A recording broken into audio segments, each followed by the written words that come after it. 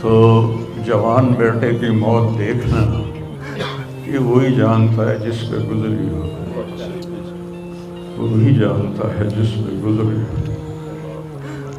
میرے مقدر میں تھا، میں نے ہمیشہ دعا مانگی، یا اللہ مجھے اولاد کا صدمہ نہ دکھانا، یہ ہمیں اٹھا کے لے جائیں، ہم انہیں نہ اٹھائیں، لیکن اللہ کی تقدیر وہ غالب ہے اور ہمیں اس پر راضی ہونے کا حکم ہے۔ میرے نبی کی دعا ہے، اللہم انی اسألک الرضا بعد القضاء، یا اللہ تو اپنی تقدیر پر مجھے راضی کر دے۔ تو بالکل ہم راضی ہیں، میرے سارے خاندان والے راضی ہیں، لیکن جو ایک زخم لگا ہے وہ بہت گہرا ہے، وہ اتنی جلدی بھرے گا نہیں۔ یہ میرا بیٹا سب سے قابل اور لائق بیٹا، تینوں بیٹوں سب سے لائق بیٹا، سب سے نیک بیٹا تھا، اور اس نے غریبوں کے ساتھ کیا سلوک کرنا ہے اس نے ہمیں سکھایا۔ غریبوں کے اس نے دل خرید لیے تھے، ان کے ساتھ بیٹھ کے کھانا کھاتا تھا، ان کو اپنی قیمتی گاڑی میں بٹھاتا تھا، جو لوگ اپنی گاڑی کے قریب کسی کو نہ گزرنے دیں، وہ ان کو انہی گندے کپڑوں کے ساتھ، یہاں ایک پاگل رہتا ہے، وہ میلے کچیلے گندے کپڑے پیشاب بیچ میں کیا ہوا اس کو اٹھا کے اور اپنی گاڑی میں بٹھاتا تھا۔ وہ ساری سیٹ خراب ہو جاتی تھی، لیکن وہ اس کو اپنی فیکٹری میں لے جاتا، پھر نائی کو بلا کر اس کے بال کٹواتا، اس کو نہلاتا، اس کے کپڑے بدلواتا۔ اس پورے گاؤں میں وہ پاگل صرف ایک شکل کو جانتا ہے اور ایک نام کو جانتا ہے۔ وہ نام تو پکار نہیں سکتا تھا، کہتا میاں میاں میاں، یہ صرف ایک اس عاصم جمیل کو وہ جانتا ہے، جو آج ہم سے رخصت ہو گیا، اور یہاں ہم بے بس ہیں اور اللہ کی تقدیر پر ہم راضی ہیں۔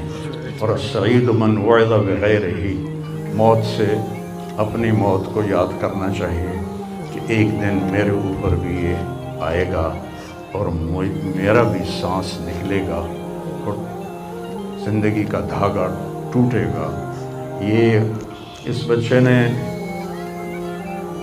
وہ کام کیا علاقے میں جس کو میں اپنی تعریف نہ ہو جائے، یہ اللہ کی امانت تھی، اللہ نے اس کو اپنے پاس بلایا، لیکن بہت کم والدین کو ایسی اولاد ملتی ہے، بہت کم والدین کو ایسی اولاد ملتی، اور اسی جوانی میں اللہ نے بلا لیا۔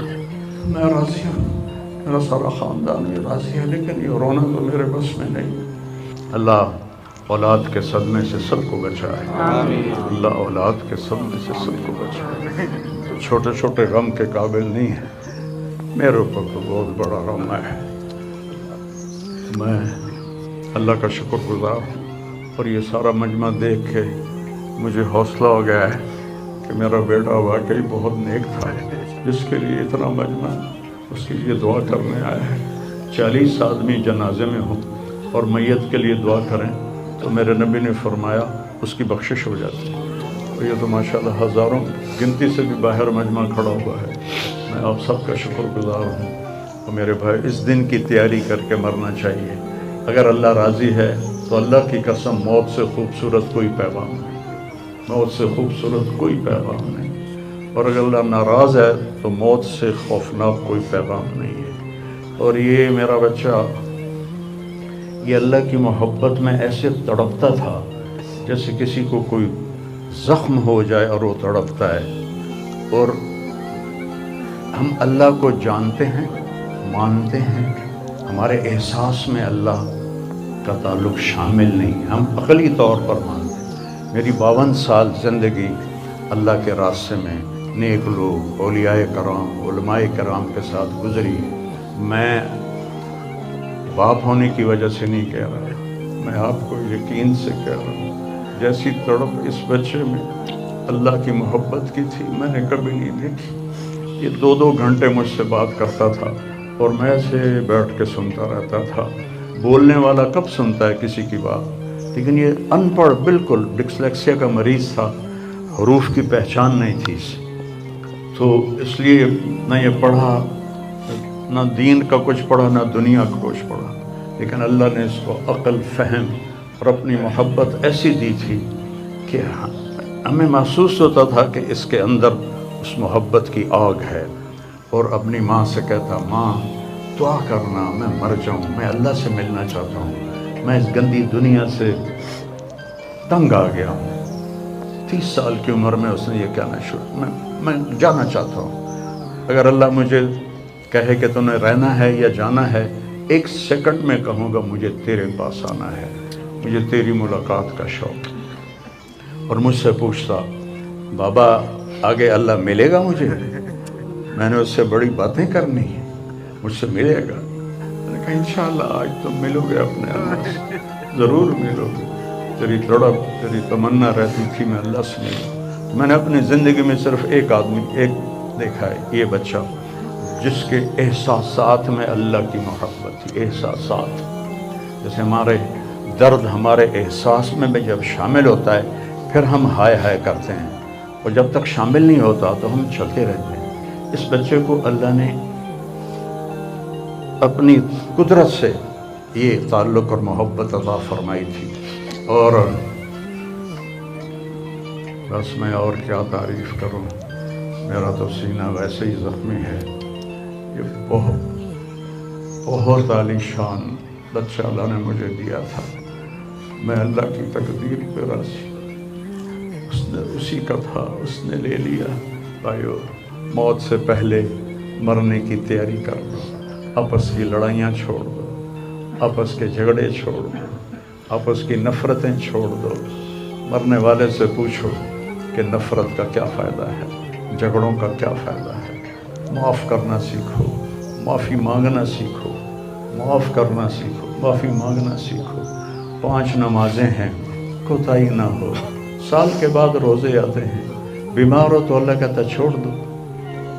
حج اور زکوٰۃ پیسے والوں پر ہے، تو ٹوٹل ایمان کے بعد 2 باتیں ہیں، ایک نماز ہے اور ایک روزہ ہے۔ اور اس کے بعد ایک حدیث میں سنا کر ہم جنازہ پڑھتے ہیں۔ میرے نبی نے فرمایا 4 باتیں سیکھ لو مجھ سے، 4، اب 5ویں بھی نہیں، 5ویں نہیں، 4 انگوٹھا کر کے کہ 4 باتیں مجھ سے سیکھ لو تو پھر دنیا بھی تمہاری ہے، آخرت بھی تمہاری۔ صدق و حدیث، ہمیشہ سچ بولنا، ہمیشہ سچ بولنا۔ آج نیت کرتے ہو؟ انشاءاللہ۔ حفظ و امانت، کسی کو دھوکہ نہ دینا، کسی کے ساتھ 2 نمبری نہ کرنا، کسی کو اپنے مفاد اور پیسے کے لیے، اپنے منصب کے لیے اس کے ساتھ دھوکے بازی نہ کرنا۔ تیسری بات، حسن و خلیقت، اپنے اخلاق اچھے رکھنا، گالی، غیبت، الزام تراشیاں، جھگڑے، یہ چھوڑ کے اچھے اخلاق والے بن جاؤ۔ اور چوتھی بات فرمایا، عفت فی طعمۃ، رزق حلال کماؤ۔ اب سارے مجمع سے میری اپیل ہے، آج کے بعد نماز پکی کرنی ہے اور سچ بولنا ہے اور کسی کو دھوکہ نہیں دینا اور اپنے اخلاق اچھے کرنے ہیں، کسی کو گالی نہیں دینی، کسی کو بے عزت نہیں کرنا اور رزق حلال کمانا ہے۔ تو انشاءاللہ میرے نبی کا وعدہ ہے، دنیا بھی تمہاری ہے، آخرت بھی تمہاری ہے۔ آؤ ہم اپنے بیٹے کو رخصت کریں۔ تکبیر میں